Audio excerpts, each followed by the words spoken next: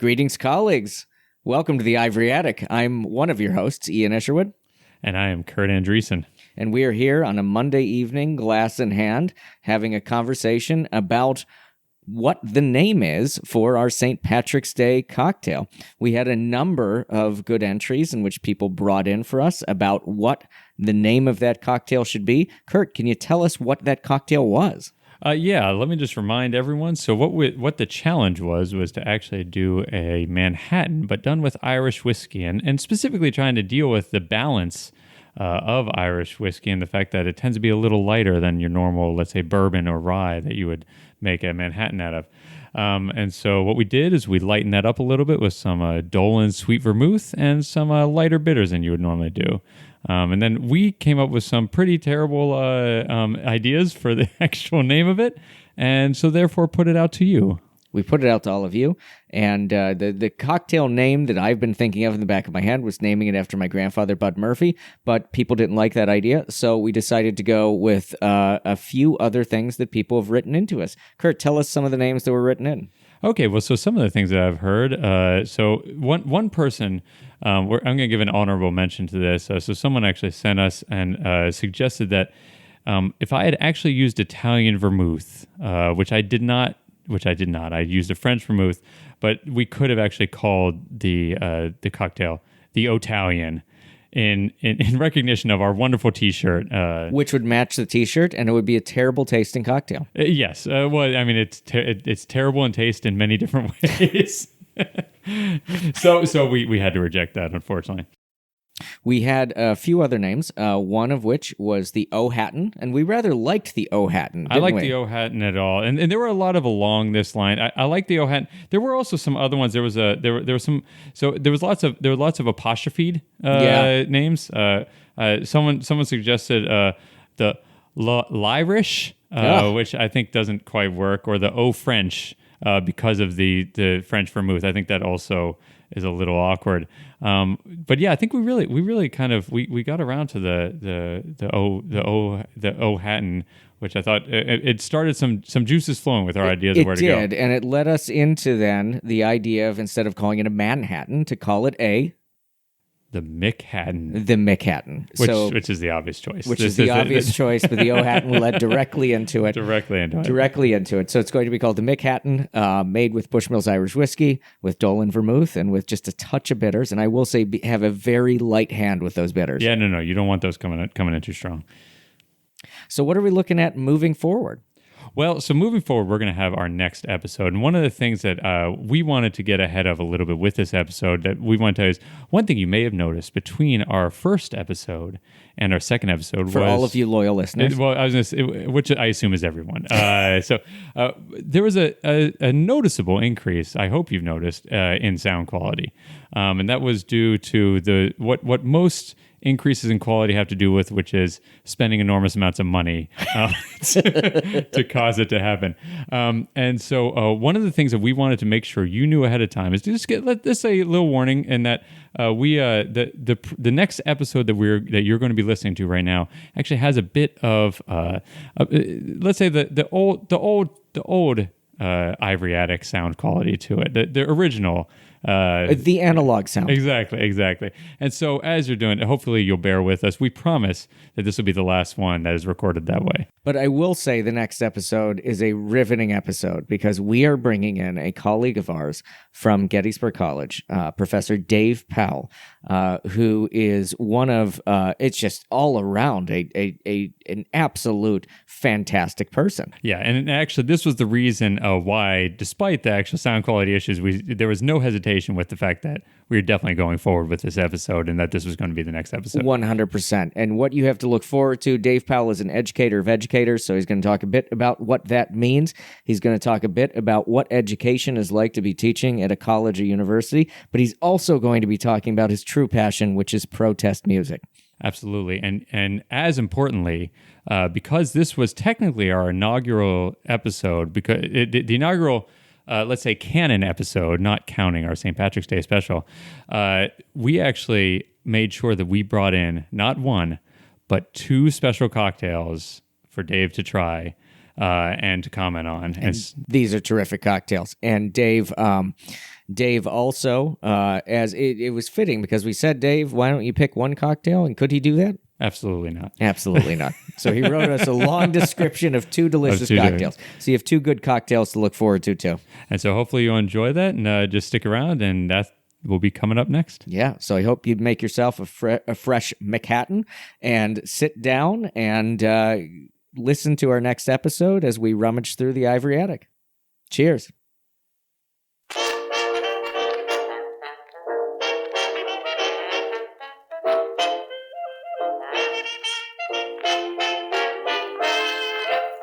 Hi, welcome to the Ivory Attic. We have an exciting show planned between your two hosts, Ian Isherwood, myself, and Kurt Andreessen over here. And so I just wanted to just remind everyone what we're going to be doing. We're going to have a little interview with our guest who will be revealed shortly. We're going to do a little quiz show then with that guest called Did You Know? We're going to do a little style corner with What's Your Style? And then we're going to end with Cocktail Corner, which we're all very excited. So, Ian, who do we have with us today? Well, we have a special show. We have our very first... Well, for two reasons this is a special show. The first reason is because I honestly didn't think we would have a second show in us.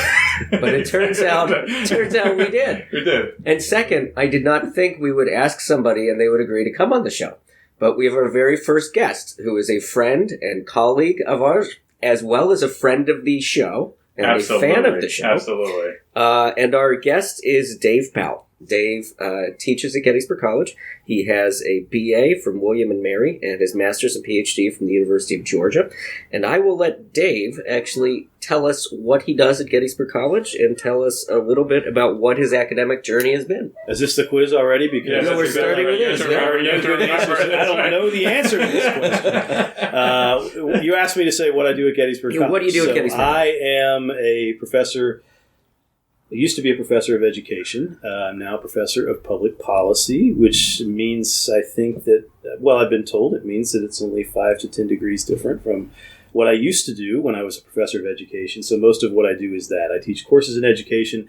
My graduate training is as a teacher educator, but we don't educate teachers here anymore. So I've sort of changed my outlook, and I'm looking more at things like education policy, stuff like that. I also teach a first-year seminar on protest music and social change, and it's my baby, as we say, and that's the thing I think that takes up a lot of the rest of my time intellectually when I'm not thinking about education issues.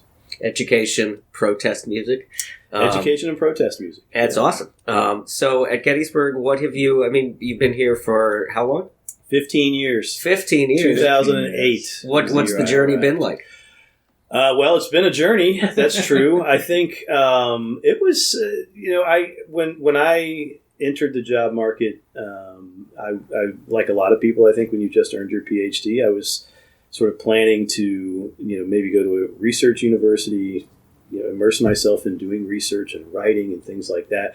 I always enjoyed teaching. That's the reason I became a teacher educator. My undergraduate degrees are in history and English, and so I enjoy writing and wanted to do something productive with that. But I also wanted to enter a field where I felt like there were sort of unsolvable problems. There are unsolvable problems, I think, in every field, but in education, I think in particular, people sort of have this idea that our public schools are broken and we don't know how to fix them, and I wanted to kind of get immersed in that. So that's why I came here, was to do that work, and I wanted to be in a place where I could teach first.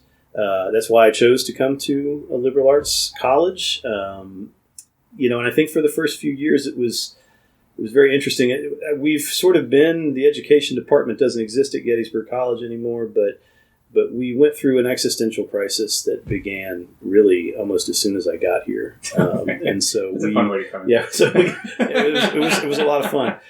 We had to sort of reinvent our program, and I think we did that successfully for a period of time. But we never really sort of pulled ourselves out of that sort of malaise that we found ourselves in. So at any rate, it's been an interesting journey to answer the question. We've gone from being a teacher educator who focuses almost exclusively on that to broadening my own horizons. I got to start teaching this seminar, which has been really great for me personally. I've really enjoyed it. And it's enabled me, interestingly, in a lot of ways, to do the kind of work that I originally thought I would be able to do here. It just hasn't really gone the way that I thought it would. That's really interesting. So I want to come back to protest music a little bit later, Yeah. but I just want to hone in on something, because you came here with a really interesting skill set and with really interesting experience, because you were a secondary school teacher. Right. You taught history, right? Yeah. Okay. And so you did that for History, and I taught all the social studies. You Yeah. name it, I taught it. Yeah. And so you did that for a number of years. Mhm. And then what made you want to teach teachers? So that's a good question. I started as a social studies teacher. My first job was teaching psychology and sociology at a high school outside of Atlanta. It was interesting because this is the story for a lot of people who end up teaching social studies in schools. There wasn't a single sociology or psychology course on my undergraduate transcript at all when they offered me that position. And of course I said, yes, I'd love to do that.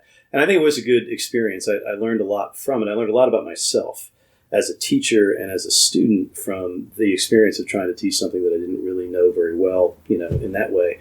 And I guess pretty soon after that, I got interested in things, professional development for myself. Like there's a organization called the National Board for Professional Teaching Standards. They give this pseudo national teacher certification to people that requires you to take a test of your content knowledge, record your teaching, show how you evaluate student work, all the things actually that we do in our tenure process here, but in a K-12 environment. So I did that, really enjoyed the experience, thought it was very challenging, and started taking on student teachers. And once I had student teachers myself, that's when I realized this was something that I thought I could do well, something I would enjoy.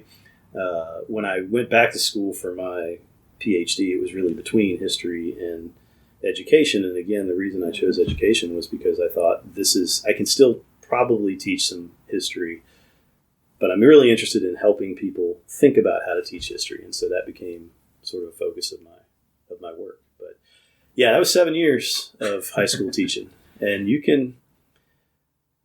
age a lot in 7 years. Not as much as I've aged since I got here. Yeah, I was going to say, that would be a really interesting graph, actually, is how much the aging on the different... Well, it's literally true that my hair was about the color of yours a year before I got tenure and became chair of education here. You look a year later and...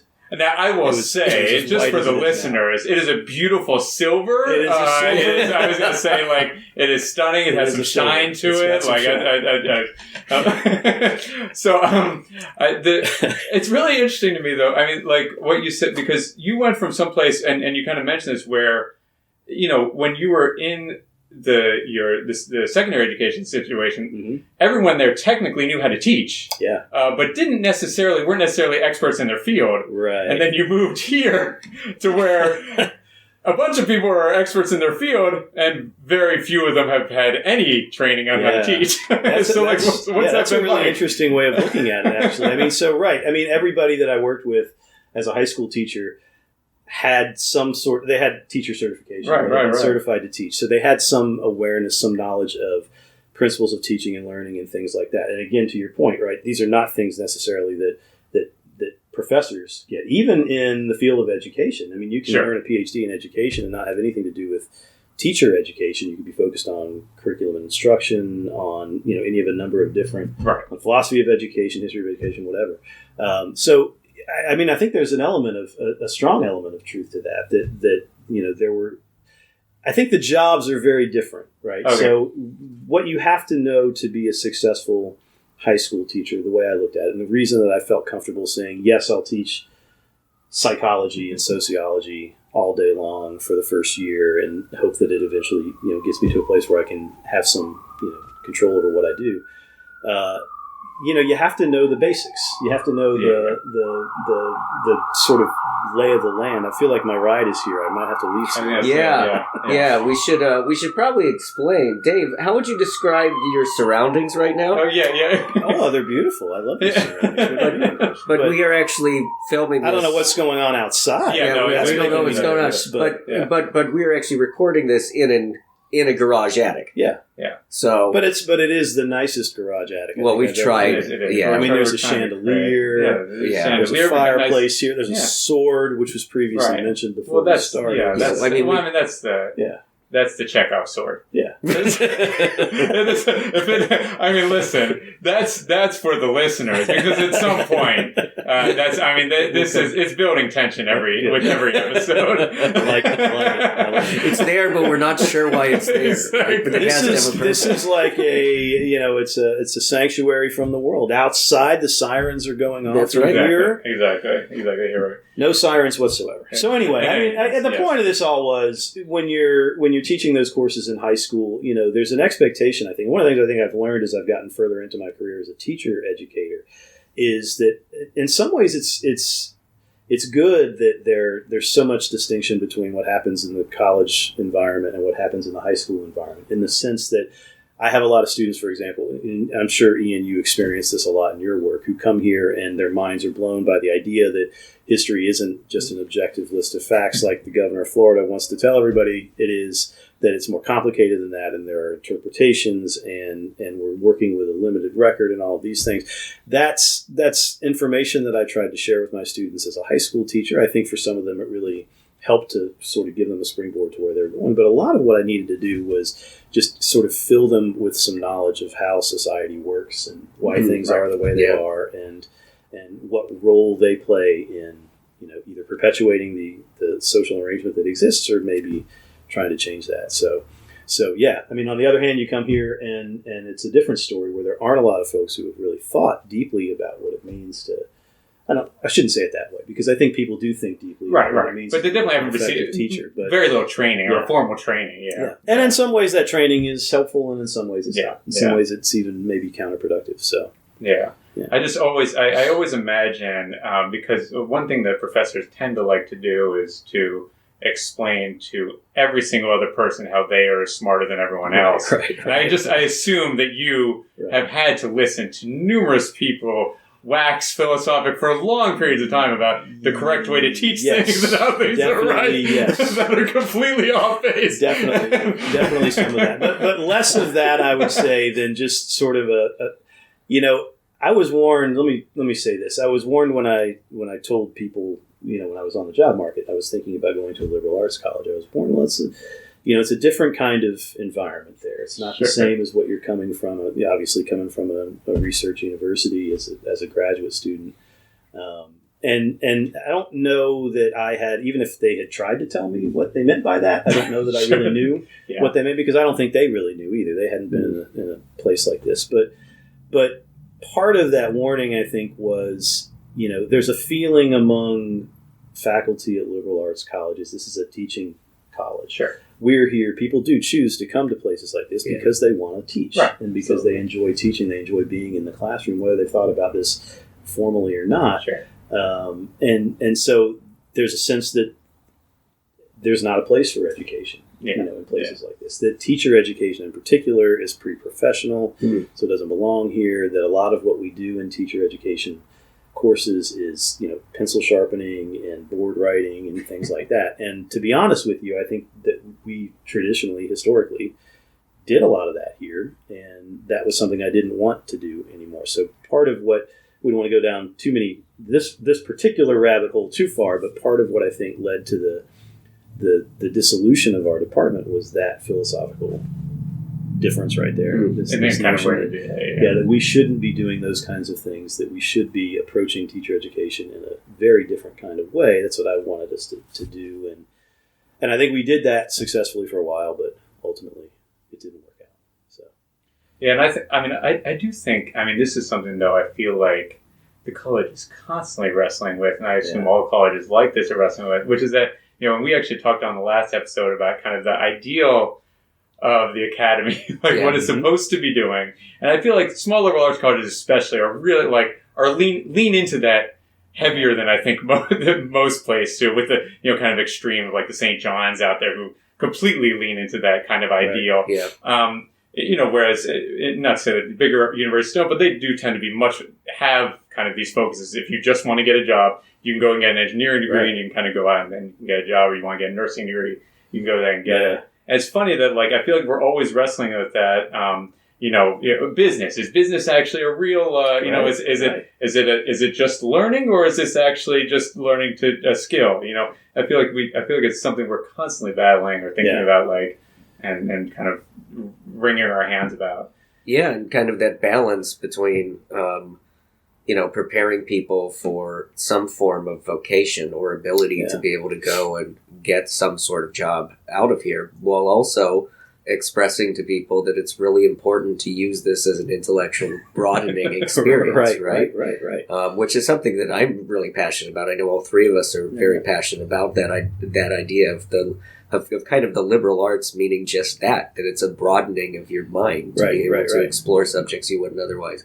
No, I mean, it's a 4-year period you'll never have again in the rest of your life. That's exactly right. And I think one thing that has one sort of idea of mine that has changed over time, being here, is this idea that the undergraduate years are a good time for teacher education to happen. I used to not necessarily think that.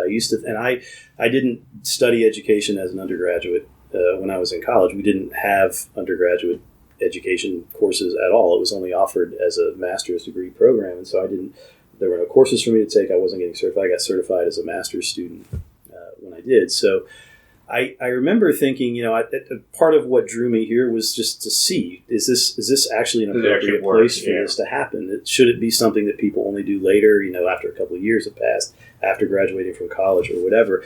My thinking has evolved on that a lot. I do think that this is, in some ways, the perfect place to get that first sense of what schools are like and what happens there, and then to go out and find out if this is actually a profession that you would want to commit your life to. That's something that can start here and maybe should start here. Maybe what we should have is a situation where people get certified to teach in their undergraduate institutions, places again like this, where they're studying the breadth of the liberal arts, not just focused on, we've never had a major in education here, and I don't think we should.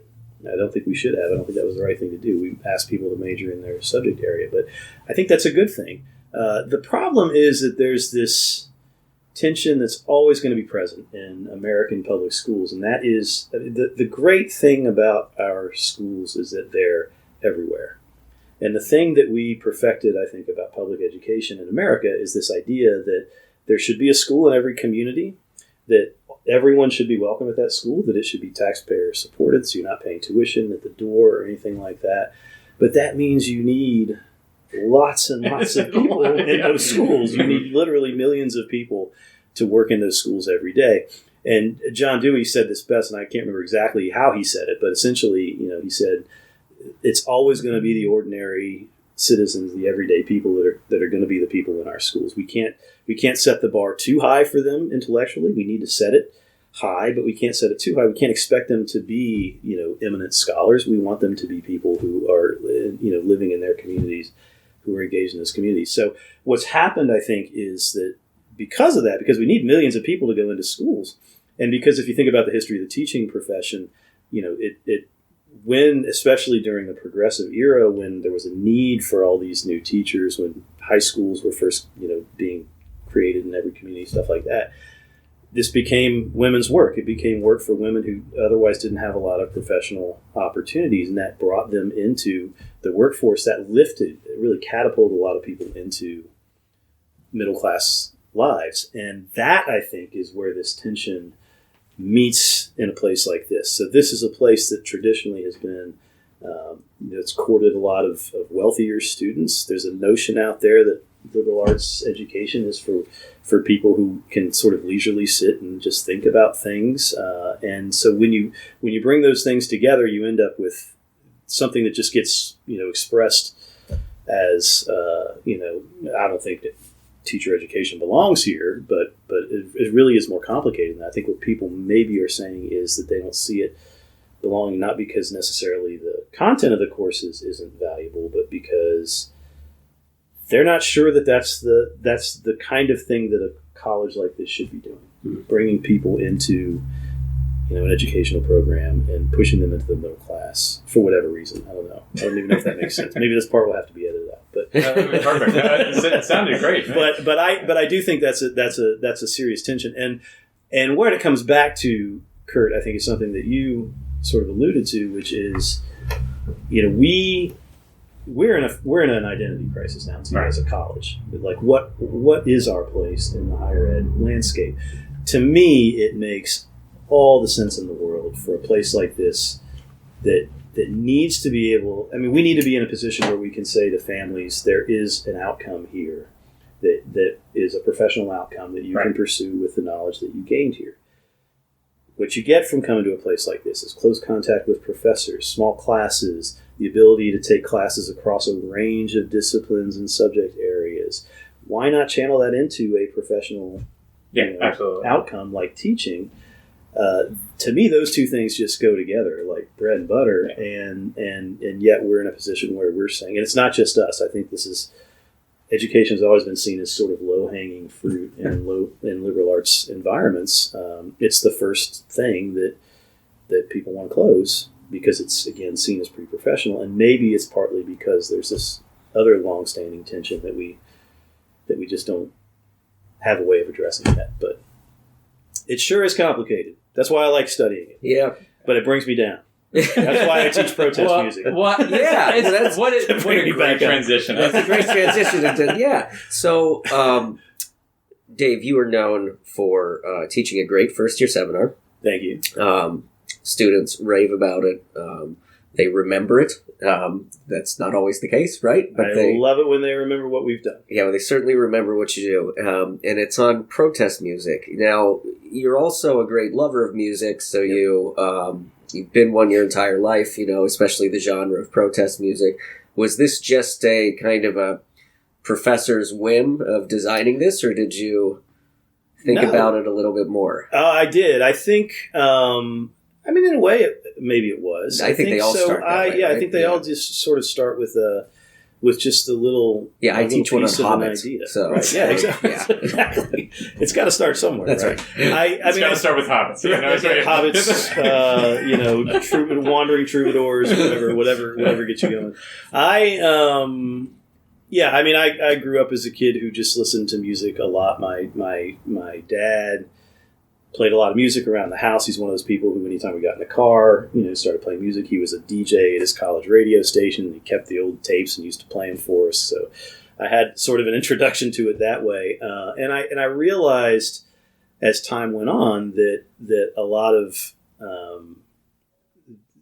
maybe not that my political sensibilities came from the music, but that I was seeing reflections of things that I believed in the larger world, in a political sense, coming out in the music that I listened to. And so it occurred to me, I just remember at some point, probably in college, I got my hands on like a CD. There's a 2 CD of the benefit concert that was produced after Woody Guthrie died to raise money for his children, and thinking, I really don't know anything about that guy, but everybody is always talking about how important Woody Guthrie was. So it really started with me wanting to pull on a thread or two, some things that I thought were interesting, music that I thought students should be exposed to, but also wanting to learn more myself. I didn't really know anything about him in particular. And so it's been this journey, I think, for me over the last now 7 times I've taught it, I think,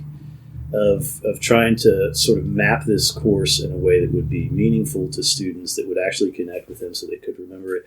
A big part of it for me is I hope that they take the playlists that we make, and even if only a couple of songs here and there end up in the rotation of music that they listen to, then it's been a success as far as I'm concerned. Yeah, tell us about the playlist. Yeah, so what do you want to know?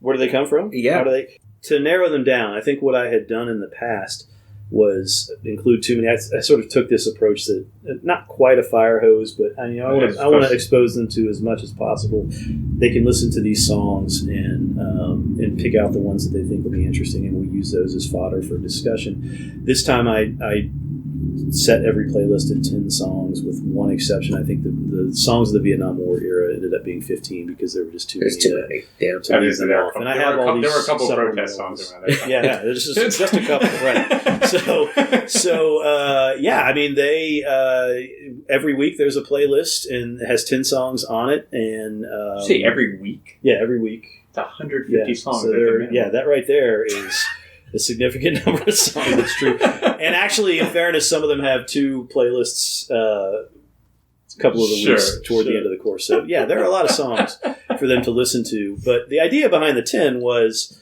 let's really get immersed in these 10 songs. And I didn't do this last fall, but I plan to do it next time, to assign, a student each week to 5 of those songs. They're organized by theme. So it's 5 songs in a group that they'll have to listen to and write about. Everybody should be listening to them. And then we use those to sort of explore history that I think they should know something about already in a little bit more detail. So we look at a couple of different movements in that class over time. Civil rights movement is one, the labor movement is the other.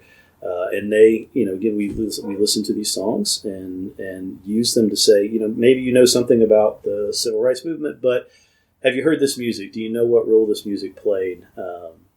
I play a song for them on the first day of class, Birmingham Sunday, which was written by Richard Farina after the Birmingham church bombing in 1963, and Joan Baez sings it. It's an incredibly powerful song. It's very moving, and it helps them connect, I think, with the event in a way that maybe they wouldn't have been able to otherwise. So that's really the purpose that they serve, and it's always great when they get excited by the music.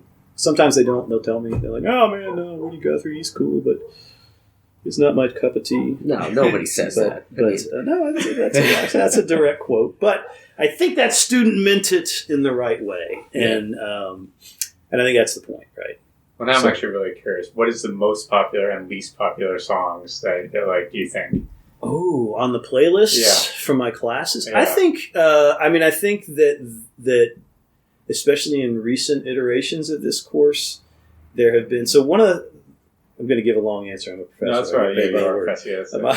One of the playlists that I there are a couple of them actually toward the end of the course. So we do like about midway through the course, we really dig into Woody Guthrie's story, and I play for them some of his music. And it is as dry as the Dust Bowl landscape in Texas. And I talk to them about that, like, why does it sound this way, and what is he trying to do, and how is he separating himself from the music of the time by doing it this way, et cetera, et cetera. But then there are a couple of other playlists that I have for them. One of them is other people singing songs that Woody Guthrie recorded. Sure. And then a third one is he's in recent years, there are all these lyrics that he left behind, poems, scraps of paper, things like that people have been putting to music. So you might be familiar with the Wilco Billy Bragg, Mermaid Avenue stuff. Yeah. That was sort of the first really big example of this, but there are lots of other ones.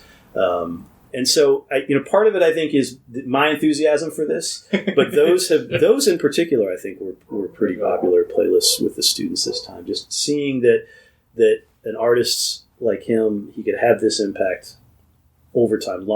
As far as we know, he never even set music to some of these lyrics. These are songs that other people are pulling out of his work. So that's been very popular. I think they really like the Vietnam War era stuff. Some of those songs are really, again, a lot of songs they haven't heard before that allow them to see things differently. Sam Stone, a John Prine song, that's a great one that I think resonates with a lot of students.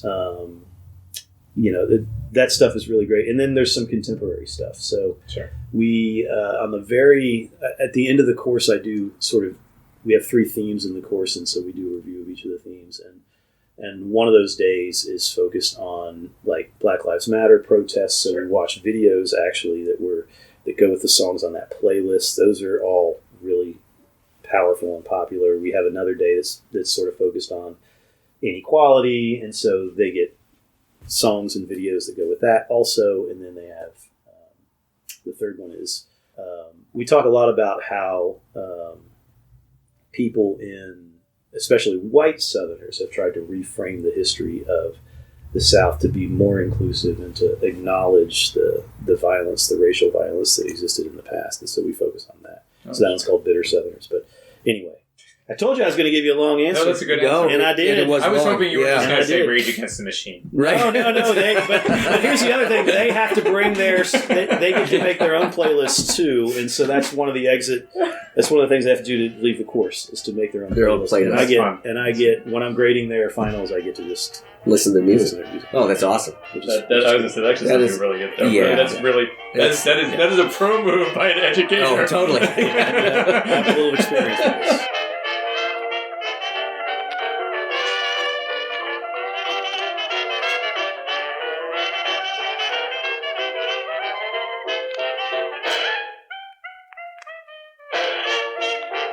All right, welcome back to the Ivory Attic. Dave, thank you for agreeing to be part of this. You're now going to be coming into a new section we call... I actually can't say it right, so Ian will introduce it. It's our quiz show called... Did you know? See, I've been working on the intonation. That's good. I like that. Correct. So the quiz isn't actually... Well, it's a one-question quiz that we're starting with this segment, but we might expand to more questions in the next one. Okay. So you were quite difficult for me to think of a good question, Dave, because I don't know much about education as a field, even though I am an educator. Conscious of that irony. That's good. Always good. In fact, at one point I walked out to your office and I said, rubrics, are they any good? So I was going back. That was going to be the quiz originally. That's how we did. That would have been a good question. Yeah. So I know and you mentioned him earlier in the podcast. You're a big fan of John Dewey, and I am. As a philosopher, as an educational philosopher. I did do a little bit of reading on Dewey. I knew a little bit, but not that much, just kind of Dewey's place in history. Uh-huh. And as I was kind of doing some background research, I realized that you have two dogs, right, Dave? I do. And one of them is named... Dewey. That's correct. Dewey. That's right. Yes. Named after John There Dewey. was a lot of consternation in the house at that name at first, but they came around. Yeah. It wasn't your They didn't kid. like it. No. it was just the dog. The other dog is named after the second baseman for the Atlanta Braves. Oh, really? Yeah. There you go. Oh, we should have asked about the Atlanta Braves. Okay. Well, so this got me thinking, because I've met both your dogs. I love both your dogs. We're both dog people. Yeah. And I wanted to see if you knew the name of John Dewey's dog. Oh, wow. No. I don't know the name of John Dewey's dog. Can I take a guess at what kind of dog he might have had? I bet it was a small one. Sure. But I don't know any dog breed names that I can put in here. Okay. So, We can just say small. Well, small. Yeah. Did you know that John Dewey named his dog Dave Powell? Oh, nice.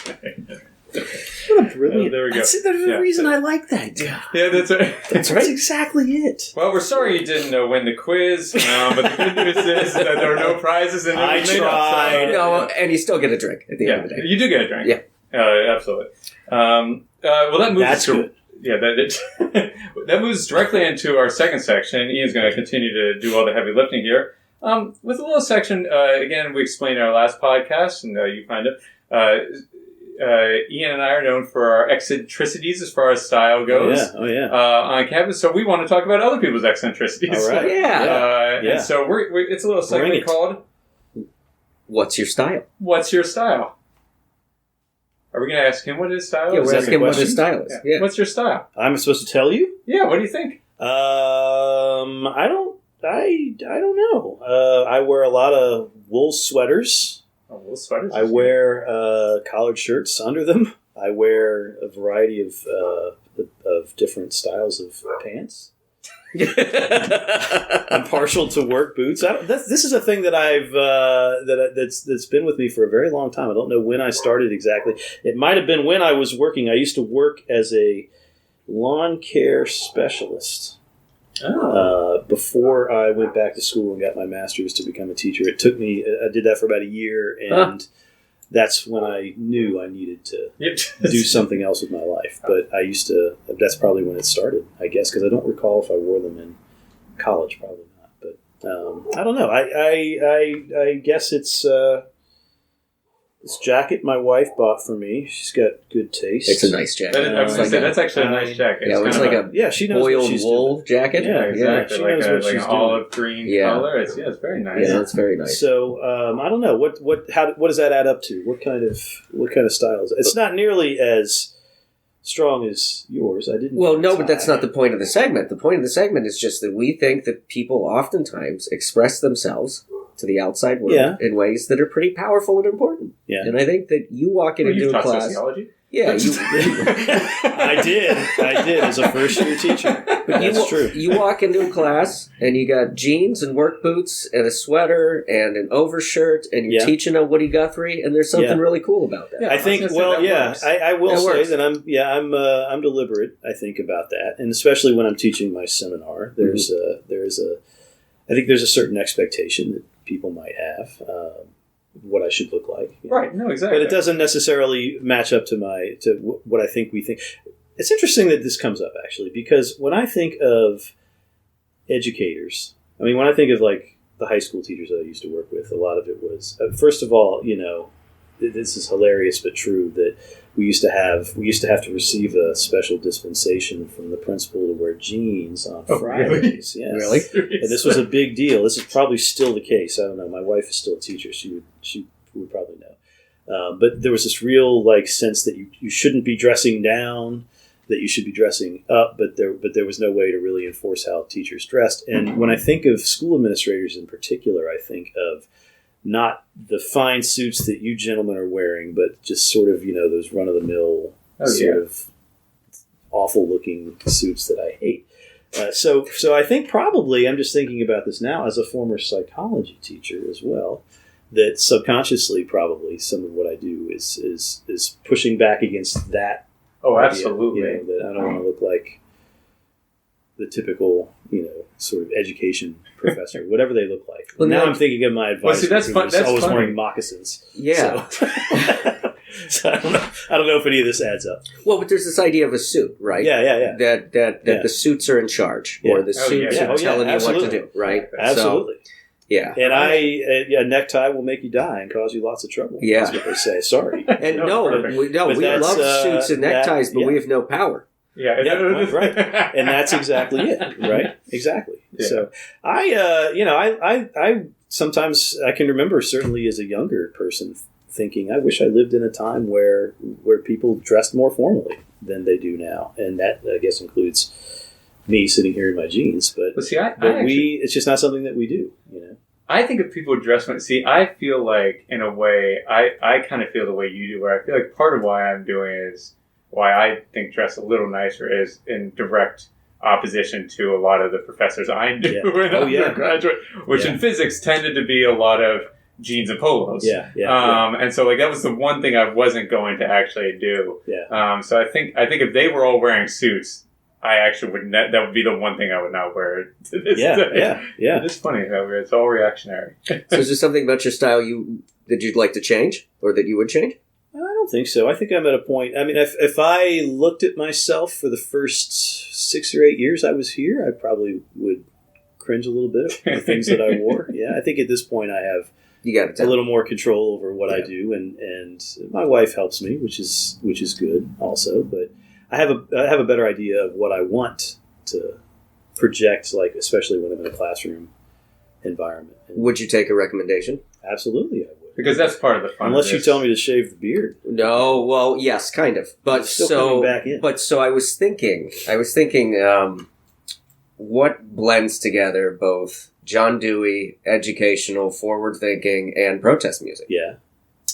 And so I'm thinking about Dewey, and I'm thinking of kind of the great eras of protest music, and I'm thinking also because I know you like to normally have a beard too, so you like some kind of facial hair that's there, Dave. So I'm thinking about what are the great kind of facial hair eras? Well, one's the era that I study, which is the First World War, but I'm the First World War, it's kind of eccentric, those kind of mustaches, the handlebars. You can get behind that, though, but go ahead. So, but then I was thinking the other great era for both protest music and folk music, as well as mustaches I know where this is going. and beards is the 1970s. Yes, right? of course it is. Yes. So I was thinking mustache because both John Dewey had one and Dewey did have a terrific, he had a good mustache. well manicured mustache. But I was thinking, what's the best musical mustache of the 1970s?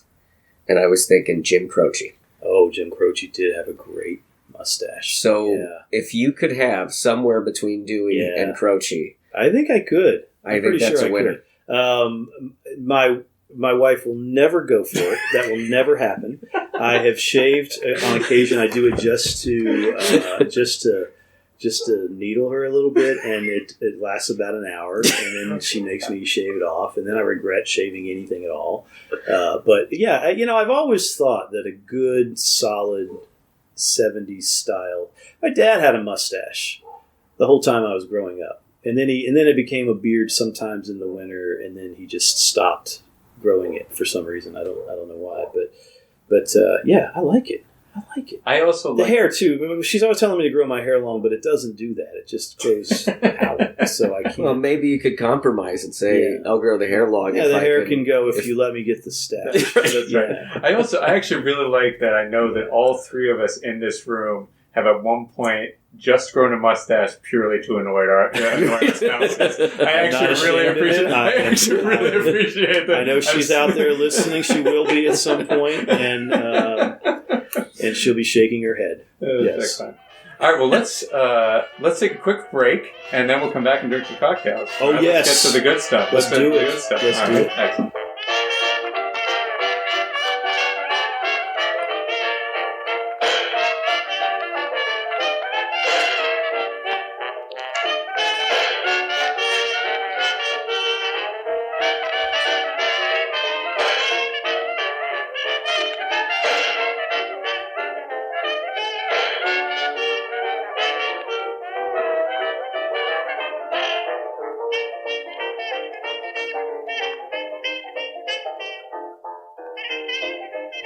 All right, we're back with the cocktail time. So, Dave, Cocktail corner. Cocktail corner. Cocktail corner. I tell you, back with the cocktail corner. It's like it's the first time I'm doing this. And we have two offerings, don't we, Kurt? We do. We're doing a special thing this time, just for our first guest. We're actually going to get two cocktails. And so, Dave, why don't you tell us the first one that you requested? Okay, which one is this? The Pedagogue? The Pedagogue. This yes. is called the Pedagogue, in honor of John Dewey, who, as we learned earlier, named his dog after me. Dave Powell. An amazing fit of preternatural awareness.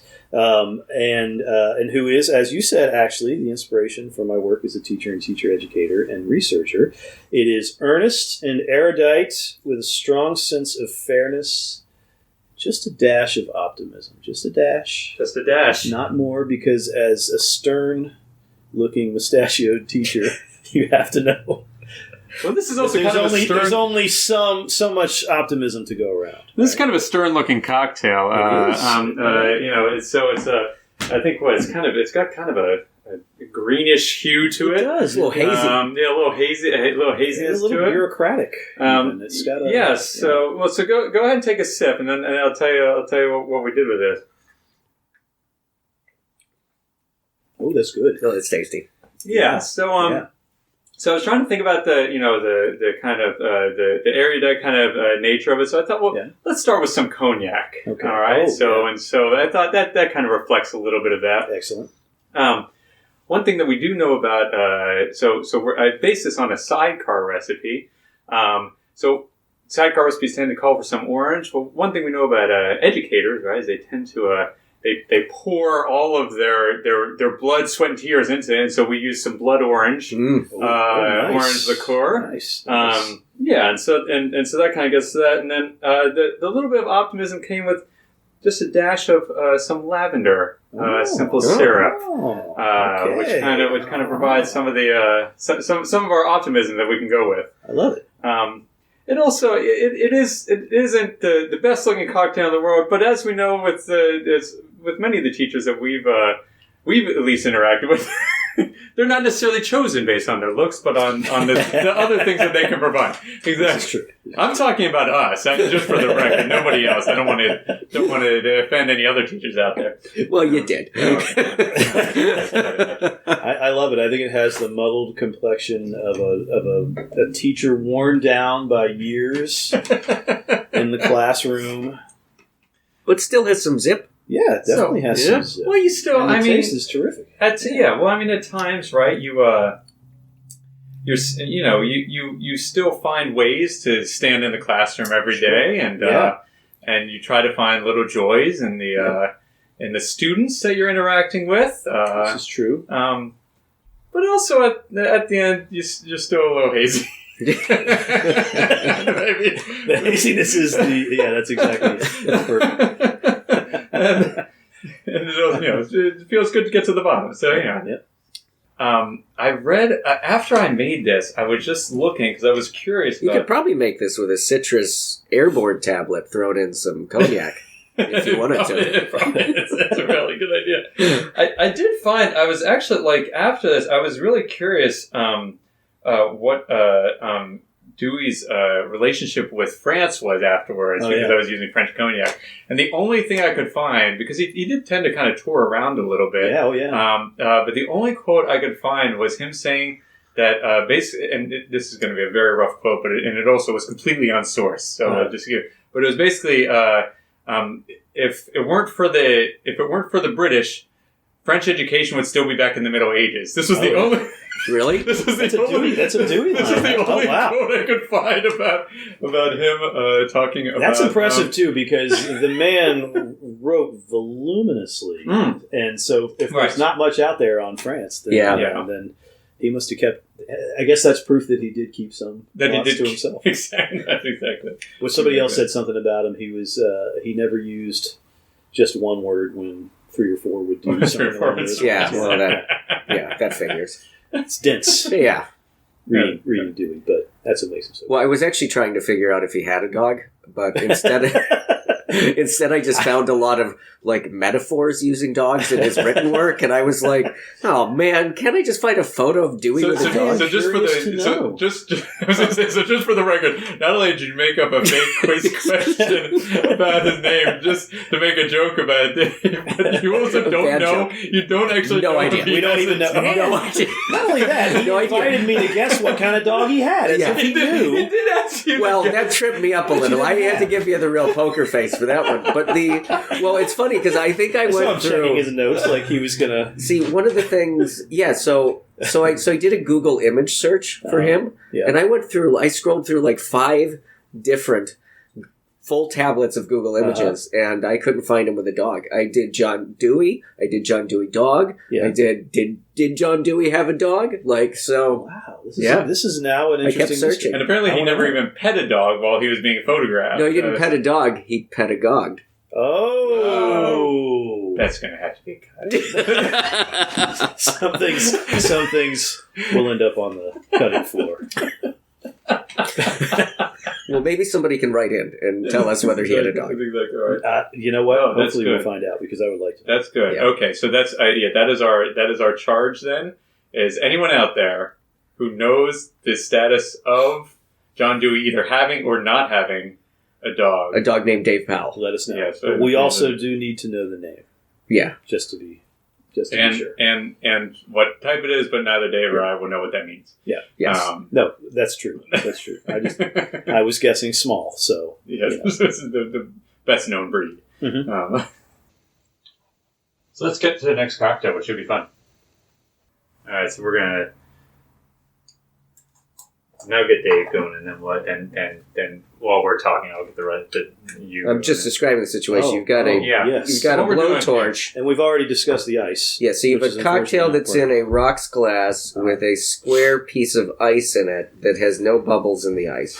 How clear is the ice, Ian? If you were to describe how clear the ice is, would you describe it as very clear? I would describe it as very clear ice.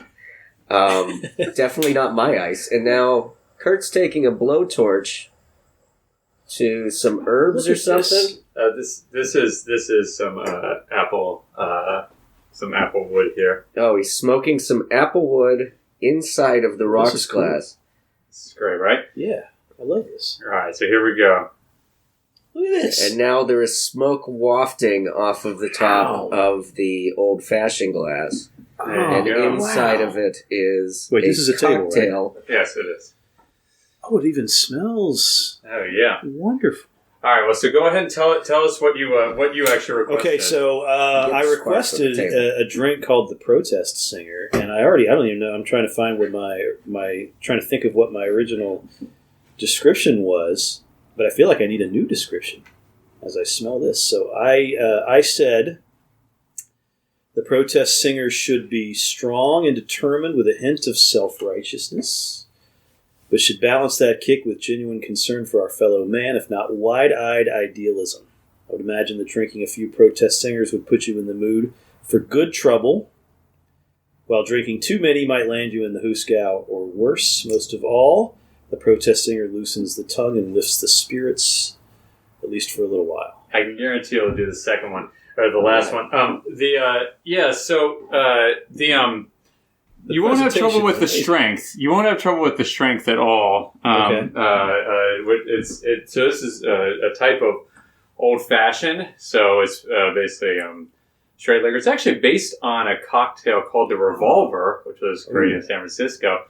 But I thought that's a little violent, and they used bullet bourbon in that. So I went with a larceny bourbon, which I thought kind of sang to a bit of anti-capitalism. Which I thought, and you had specifically kind of mentioned the fact that how Woody Guthrie actually kind of had you think about education in a different way, and how music can actually fit in with education. Yeah. One of the things I've done with this is that it actually has a mixture of both bourbon and mezcal, which are two things you would not normally imagine together, just like you wouldn't imagine necessarily that protest music and education could go together.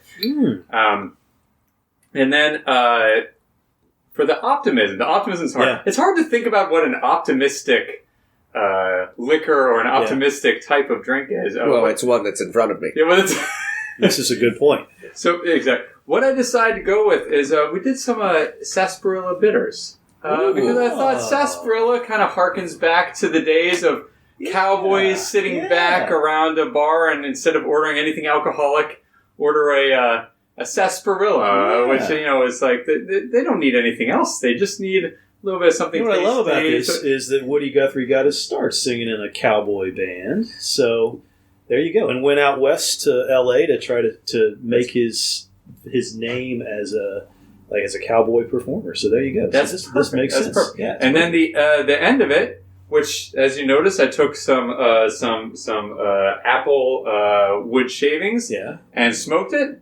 Makes it slightly, and this is the second pun we've now done in this, a little woody. Oh yes. Yes, the scent of burning wood. So go ahead. Yeah, see if that kind of it doesn't align with what you think of. I love it. I think it's fantastic. Yeah, exactly. Start having these. Actually, the smoke does linger on it. It's very nice. It is, and I wouldn't pick the mezcal with the bourbon, but it goes very nicely. So the mezcal with the bourbon was a bit of, and I actually have to give credit to Dave, because it really was when he said about novel ways of mixing things together. I thought, well, let's think of some things that actually you normally wouldn't think of, which is an agave-based liquor combined with some bourbon. So. I mean, the ice cube sucks, but the rest of it's the ice cube is so beautiful. So for those listening at home, we Ian and I have an ongoing war, I would say, or at least a skirmish, a small skirmish about ice. I insist on making beautiful ice because I like beautiful things. It's hard to argue. And Dave, just for can you just look through your drink for a second? Look through the drink. Do you notice how you can't really tell where the ice begins and where the ice ends? You really can't. It's almost like there's no ice in It's almost like there's no ice at all. It's beautiful. It doesn't disturb it. Also, I would argue the protest singer. By the way, the protest singer also I didn't mention it has a little bit of coffee in it to get you kind of going. Yeah. So some coffee liqueur because you had to. So the protest singer also is a little wide-eyed. Yeah. Right, because you have to be out there every day. You have to have a certain amount of idealism. That's It right. sees the truth clearly through the ice. Clearly through the Yeah. ice, much like the ice. Without it's the just, clear ice, this would not be the same cocktail. It would yeah, not. it really You would be. have It'd to really have be that a really clarity. terrible cocktail if I You need used that Ian's ice. Is what Yeah. you're saying. Absolutely. Thank you. I think that's. Thank you, Dave. That was a really good point that you just. I hope this debate to rest forever. Listen, it does put to rest in that I'm correct. I appreciate it. Ian's not so sure. But one thing I will say to our listeners, what kind of person brings ice over to someone else's house to specifically ice shame them? Yeah, well, This is a fair question. well, what is even worse about what Ian says? I actually, we're recording this in mid-afternoon. I actually came into work with my ice in a cooler, which I then put into my tiny mini freezer in my office, and then transported here. Now, listen, What we're learning here is he also has a mini freezer in his office to store the ice. It's To to store the store ice. the ice Not to enough. do it. But I do There's an think, extra step. well, and importantly, it's not just about making a perfect cocktail. It's also about pointing out to Ian his deficiencies in his ice. So there were two important components to it. Well, you say deficiency, but I think that imperfection is a symbol of our humanity. Absolutely. So speaketh the historian, and it's hard to disagree with that. Well, there you go. And thinking about it now, in a protest singer, it's the imperfections. It's the imperfections. Yeah, maybe. No, well, you can throw your ice on the ground and scuff it up a little bit. I don't know, the clarity argument is pretty good. I like the clarity. So, Dave, Yeah. one thing we wanted to ask you is if you'd be willing to come back as a recurring guest. Yeah. Yeah? Do I get a new Wonderful. cocktail every time? No, those are actually just for the guests. It's not for the people who are part of the podcast. Not for recurring guests. I'm sorry. What about the ice? Yeah, Can I at least you have can, the well, ice? if you make the ice, you Okay, can. all right. Yeah, I got a mini fridge with some Jennies in it. I think Okay. we can arrange Jenny's, something. that's fine too. Yeah, okay. Perfect. I would love to come back. I have more words to share with you. I'm sure. That's what I do. Yeah. It is what you do. And it's what we all do quite well. It's what we all do do. better than most of us. Yeah. So, Ian, anything you would need to tell our listeners? Well, I would say that I should be telling our listeners that we would like them to subscribe to our podcast on Apple Podcasts and to leave a review. But I think I'd much rather have Dave ask our listeners to do that. So, Dave, why don't you ask our listeners to subscribe? So I will ask them to subscribe, but this is what I was going to say before that. My students have told me that I have a voice that's great for putting people to sleep. I like to read to them sometimes, and I like to talk to them. I make a lot of words, as I've said before, and as you've noticed. So if anyone falls asleep and they don't subscribe, it's not my fault. Listener, wherever you are, please subscribe. Please listen. The shows will only get better from here. But that's Because I won't be on them. But the cocktails probably won't. This is as good as the cocktails are going to get. And if you're at home and listening and you're looking for a good cocktail and you really want to be a rabble-rouser, we've got your solutions. absolutely, Yeah. and you can hire me anytime. Absolutely. Well, we can't thank you enough, Dave Powell, for coming I on. can't thank you enough for bringing me Talking here. to us about It's been, education. What an honor. It's an honor for us. No, it's not. Glad to tell you that. Absolutely. So, listeners, this has been the Ivory Attic. You can email any thoughts, suggestions, or abuse you're going to send us to mail@theivoryattic.com. Thanks so much. All right. I'm Kurt Andreessen. I'm Ian Isherwood. Thank you, Dave. This is the Ivory Attic.